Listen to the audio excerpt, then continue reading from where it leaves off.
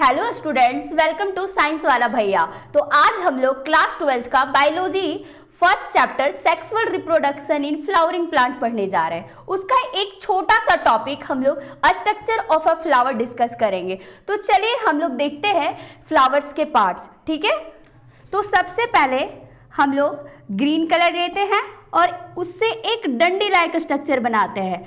Flower के नीचे वो डंडी लाइक स्ट्रक्चर होता है ना, उसको पता है आप लोग क्या कहते हैं? उसको साइंस के भाषा में पेडिसेल कहते हैं। क्या कहते हैं? पेडिसेल। और उसी के ऊपर ये डंडी लाइक स्ट्रक्चर का थोड़ा एक्सटेंशन होता है जो ग्रीन लीफ लाइक स्ट्रक्चर देता है। और ये जो ग्रीन लीफ लाइक स्ट्रक्चर है उसके एक पार्ट को हम लोग सेपल्स कहते हैं। क्या कहते हैं? सेपल्स। और ये जो ग्रुप में बहुत सारे सेपल्स दिख रहे हैं उसको हम लोग कैलिक्स कहते हैं। ये ग्रुप में जो बहुत सारे सेपल्स दिख रहे हैं ना, इसको हम लोग कैलिक्स कहते हैं। Groups of sepals called calyx. अब भाई बताओ कि कैलिक्स का क्या काम है?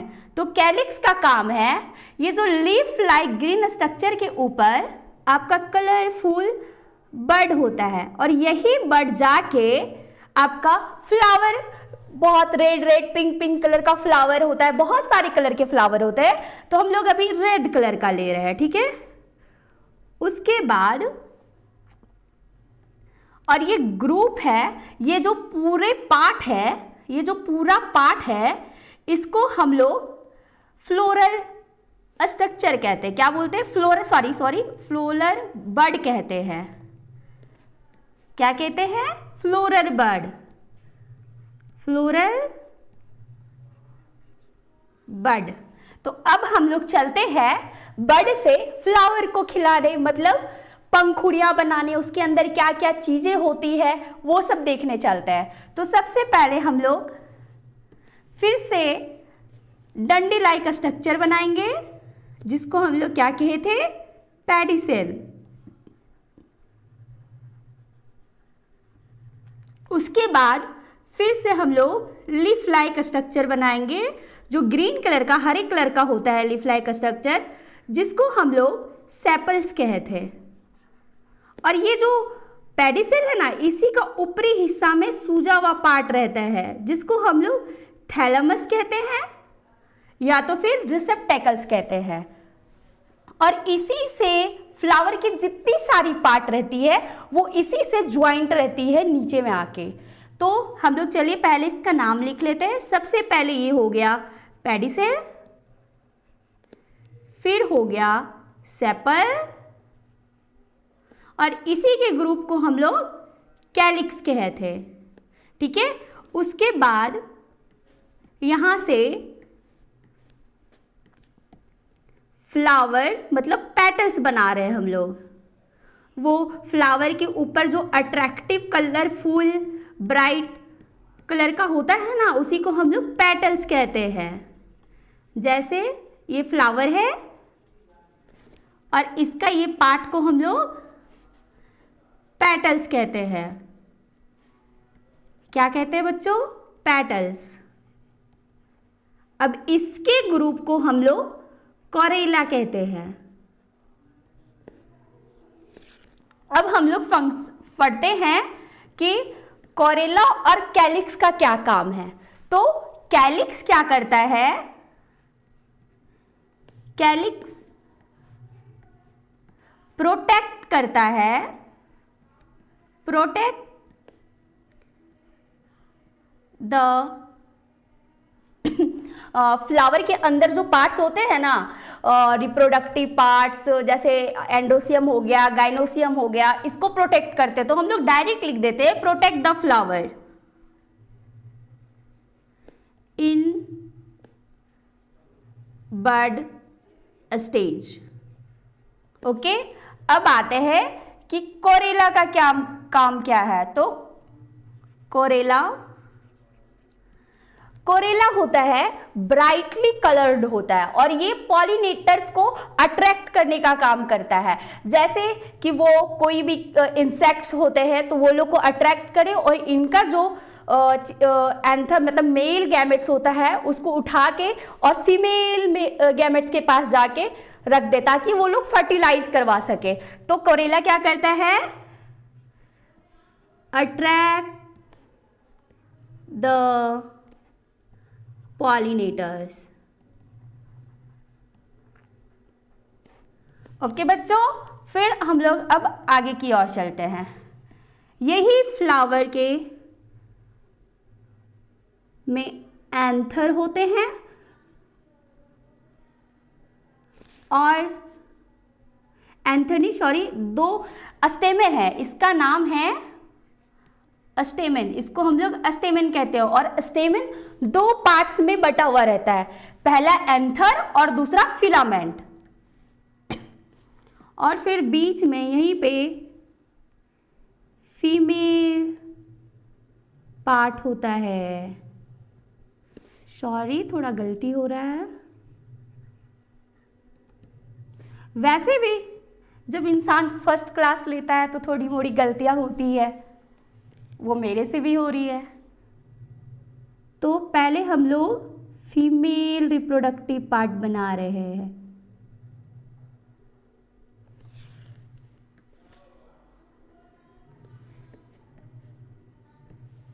इसको हम लोग पिस्टिल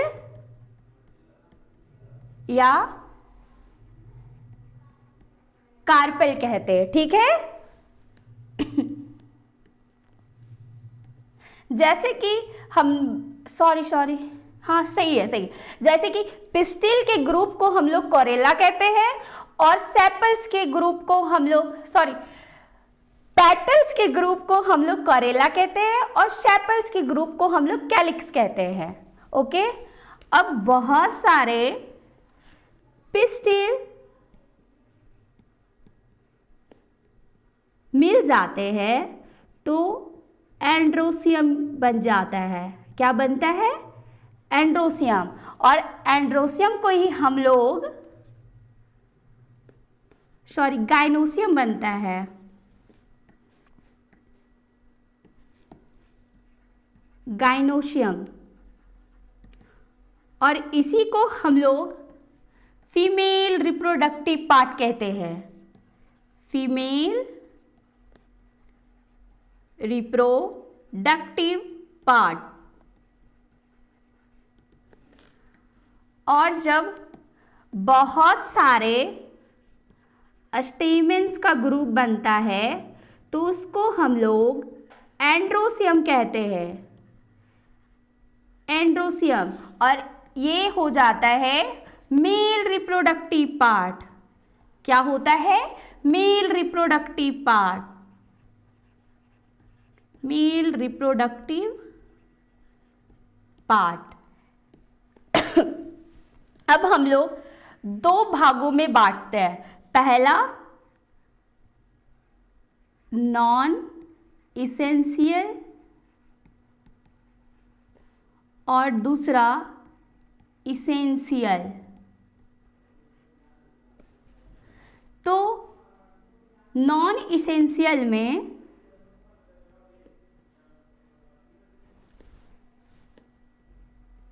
पेटल्स और कार्पल्स आते हैं। इसके ग्रुप को हम लोग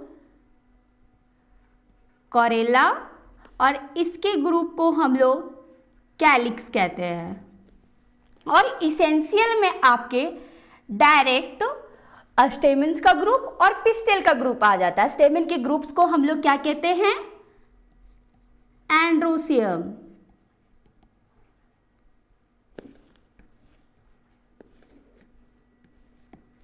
एंड्रोसियम, और पिस्टिल के ग्रुप को हम लोग कहते हैं गाइनोसियम। अब नॉन इसेंशियल और इसेंशियल में क्या फर्क है, तो फर्क ये है कि जब आपका फर्टिलाइजेशन या मेल और फीमेल गैमेट, जब कोई बेबी होता है प्लांट्स का, जब फर्टिलाइज होता है तो फर्टिलाइजेशन में क्या हेल्प करते हैं, तो नॉन इसेंशियल है कि आपको बाहरी मतलब इनडायरेक्ट हेल्प करता है, और इसेंशियल क्या होता है, वो डायरेक्ट हेल्प करता है। जैसे पेटल्स क्या करता है, पेटल्स का जो ग्रुप होता है वो कलर वो पॉलिनेटर को अट्रैक्ट करता है, और कार्पेल्स क्या करते हैं, उसके ग्रुप क्या करते हैं, कैलिक्स। तो कैलिक्स फ्लावर के फीमेल और मेल रिप्रोडक्टिव पार्ट को प्रोटेक्ट करता है, और इसेंशियल जो होता है, इसेंशियल डायरेक्ट पार्टिसिपेट करता है। जैसे एंडोसियम वो मेल गैमेट को प्रोड्यूस करता है, और गाइनोसियम जो फीमेल गैमेट को प्रोड्यूस करता है। फिर वो लोग दोनों का फर्टिलाइजेशन होता है, और फिर एक न्यू प्लांट या फ्लावर का डेवलपमेंट होता है। ओके, तो अब हम लोग आगे की ओर चलते हैं। फिर हम लोग पढ़ते हैं स्टेमन।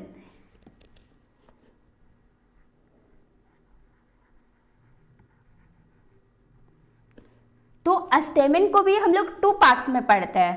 पहला एंथर और दूसरा फिलामेंट। एंथर जो है वो बाइलोब्ड स्ट्रक्चर होता है, बाइलोब्ड, और फिलामेंट है वो long and cylindrical stall like structure होता है। ठीक है, तो अब आपको समझ नहीं आ रहा होगा कि एंथर, बाइलोब्ड, फिलामेंट, लॉन्ग, ये सब क्या क्या चीजें, तो हम आपको बना के दिखाते हैं। तो देखिए, ये 1 लोब्ड और ये 2 लोब्ड, और ये हो गया आपका फिलामेंट। तो ये आपका एंथर हो गया और ये आपका फिलामेंट हो गया। और ये फिलामेंट है वो जाके थैलेमस से जुड़ा हुआ रहता है। किससे जुड़ा हुआ रहता है? थैलेमस से। आप लोग को याद है थैलेमस का दूसरा नाम क्या है? रिसेप्टैकल्स। क्या नाम है? रिसेप्टैकल्स। ठीक है, अब कभी कभी क्या होता है, ये जो फिलामेंट है वो थैलेमस से ना जुड़ के फ्लावर के पेटल्स जो होते हैं ना कलरफुल, उसमें जाके जुड़ जाता है। जैसे अभी आपको हम वो कंडीशन दिखाते हैं। तो ये पेटल्स हो गए, ये भी पेटल्स हो गए, और ये स्टेमन आके डायरेक्ट पेटल से ही जुड़ जाता है। इस कंडीशन को हम लोग इपीपेटैलस कंडीशन कहते हैं। क्या कहते हैं? इपीपेटैलस कंडीशन। आप लोग को पता है कि ये कंडीशन कौन से फैमिली में आता है? अगर पता है तो कमेंट करो, नहीं तो फिर यहां से एक बार पढ़ लो और याद कर लो। तो ये है ब्रिंजल फैमिली। वो कौन से फैमिली के अंदर आते हैं ब्रिंजल? तो सोलानेसी, सोलानेसी। ठीक है। तो अभी तक आप लोग को याद हुआ हम लोगों ने क्या क्या पढ़ा? हम लोग ने पेटल्स के बारे में पढ़ लिया, कार्पल्स के बारे में पढ़ लिया, हम लोग फिर पिस्टिल स्टैंड, बहुत सारी चीज़ें पढ़े, जैसे male reproductive part, female reproductive part, फिर इसेंशियल, नॉन इसेंशियल पार्ट, जो जो ज़रूरत होते हैं, डायरेक्ट जिसका फर्टिलाइजेशन में वर्क है, काम करता है, उसको हम लोग इसेंशियल कहते हैं, और जो इनडायरेक्ट हेल्प करता है उसको हम लोग नॉन इसेंशियल कहते हैं। अब हम लोग आगे की ओर चलते हैं और एंथर की ओर मुड़ते हैं। अब हमारी आई एंथर की बारी पढ़ने की। तो अभी मैंने क्या बोला? एंथर कैसा है? बाइलोब्ड, मतलब इसमें 2 लोब्ड होते हैं, 2 लोब्ड होता है। ठीक है, और ये 2 लोब्ड होते हैं, इसमें भी एक एक और कंपार्टमेंट होता है, ऐसे ऐसे। ये आपका फिलामेंट हो गया। जब हम इसको ट्रांसफर सेक्शन में कट करते हैं तो हम लोग को ऐसा दिखता है। देखिए,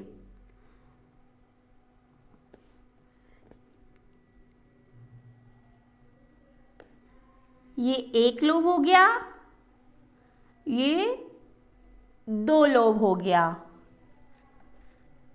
अब एक लोब में फिर से दो कंपार्टमेंट होते हैं और उसको हम लोग थीका कहते हैं। जैसे एक कंपार्टमेंट ये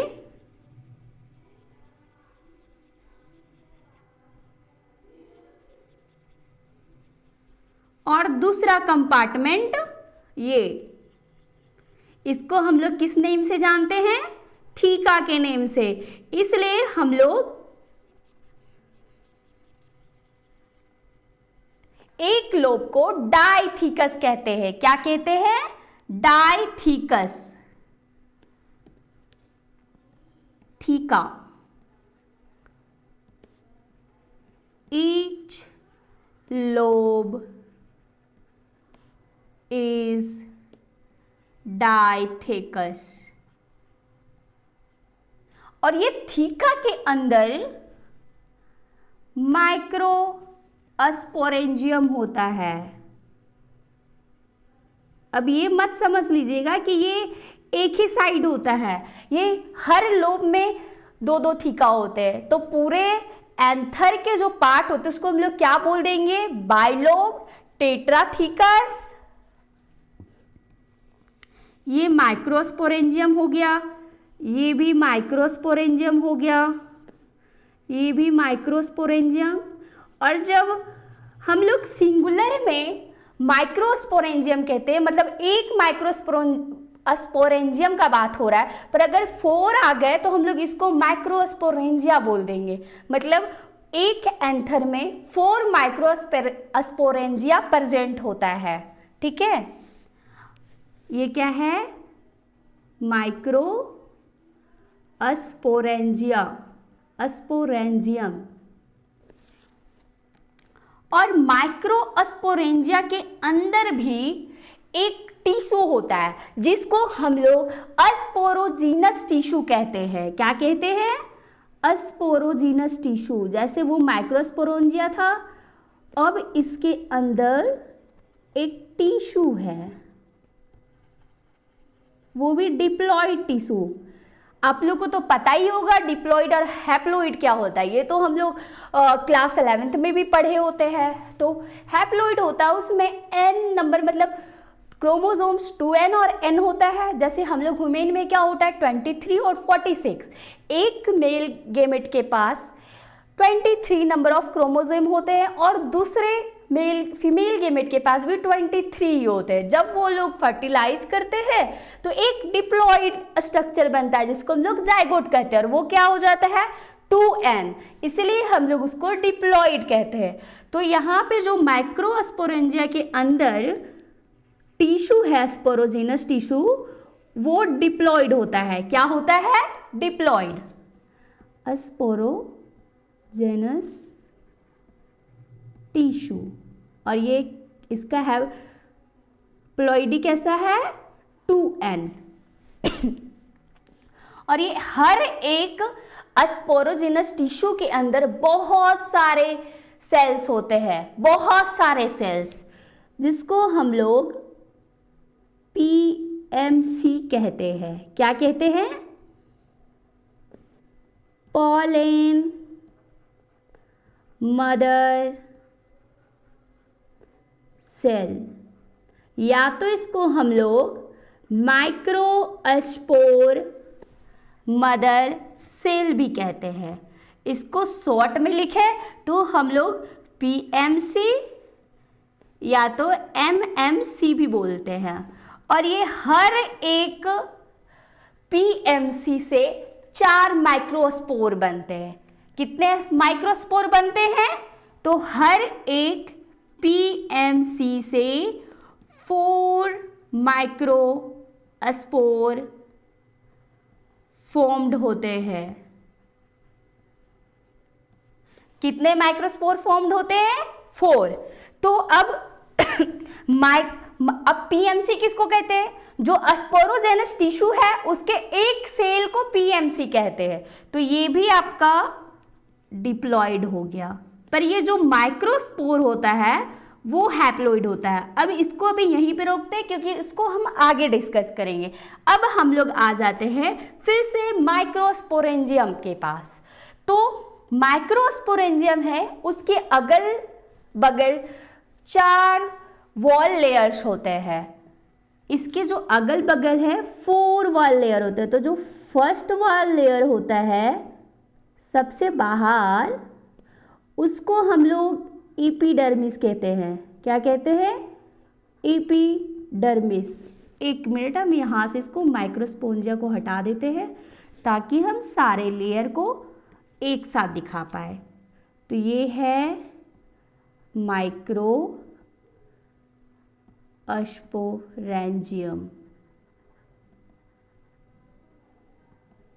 ठीक है। और जो सेकेंड लेयर होता है वो एपिडर्मिस के नीचे होता है, वो भी उसको हम लोग क्या कहते हैं? इंडोथेसियम। इंडोथेसियम। उसके बाद फिर मिडल लेयर आता है, और ये जो मिडल लेयर है वो 2 से 3 लेयर का हो सकता है। Middle layer. अब चौथा जो वाल लेयर है वो है टेपटम। क्या है? टेपटम। और ये टेपटम है वो क्या है? बाइन्यूक्लिएटेड होता है। इसमें एक से ज्यादा न्यूक्लियस प्रेजेंट रहता है। एक से ज्यादा न्यूक्लियस प्रेजेंट रहता है। ये क्या है? Tapetum.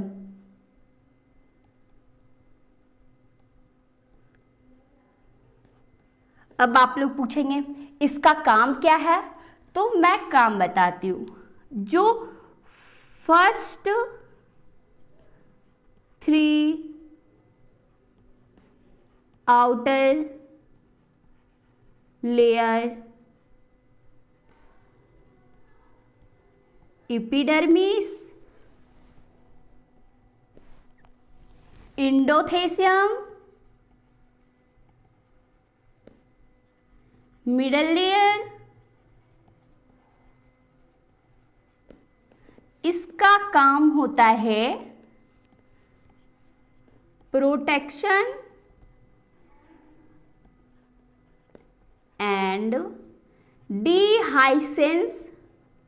dehiscence of anther to release pollen grain। मतलब समझे बच्चों कि वो जो माइक्रोस्पोरेंजियम है उसको तो प्रोटेक्शन चाहिए होगा, तो उसको प्रोटेक्ट करने का काम करता है एपिडर्मिस, इंडोथेसियम और मिडिल लेयर। और जब पॉलन ग्रेन का फॉर्मेशन हो जाता है तो उसको तो बाहर जाना होगा, फीमेल गैमेट्स के पास मिलके फिर फर्टिलाइजेशन करना होगा। इसीलिए जब हम लोग को एंथर को तोड़ने की बात आती है वो भी यही 3 लेयर ही करता है। मेनली तो इंडोथेसियम करता है, बट तीनों की नेम एनसीईआरटी में दी हुई है, तो हम लोग तीनों के बारे में पढ़ेंगे। अब बोलेगा इनर वॉल का फंक्शन क्या है? तो द इनर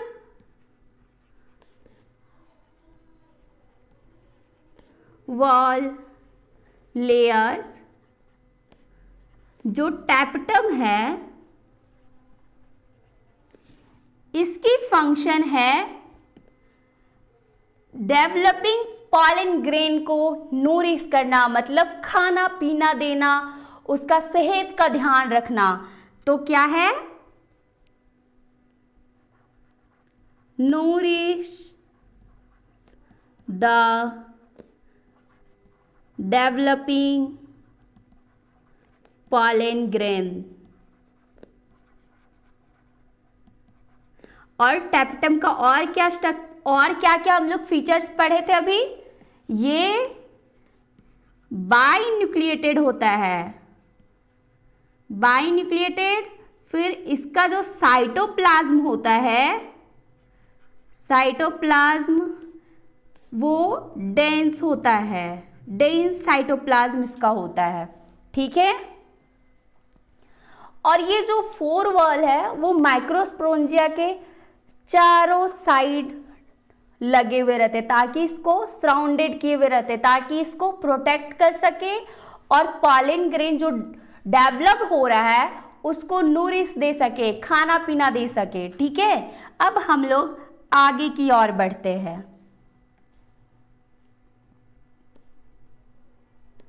अब जो यहाँ पे हम लोग देखे थे, ये पार्ट जो थीका था, और ये फिर बाद में क्या होता है, ये जो माइक्रोस्पोरेंजिया होता है वो ऐसे जुड़ जाते हैं, मतलब फ्यूज हो जाते एक दूसरे से। जैसे ये फ्यूज होता है, यहाँ पे बहुत सारे पॉलन ग्रेन फॉर्म्ड हो जाते हैं, और फिर वो आउटर 3 लेयर के हेल्प से यहाँ पे डिहाइडेंस होता है, डिहाइडेंस, सॉरी क्या बोल रही हूँ मुझे खुद नहीं पता, मतलब ये एंथर फट जाता है और यहाँ से सारे पॉलन ग्रेन रिलीज हो जाता है। जितने सारे ये पॉलन ग्रेन है ना, बहुत सारे पॉलन ग्रेन वो यहाँ से बाहर आ जाते हैं और वो अब फीमेल रिप्रोडक्टिव पार्ट के पास जाने के लिए तैयार हो जाते हैं। ओके, अब इसके आगे की सेशन हम लोग कल पढ़ेंगे। आज के लिए इतना ही।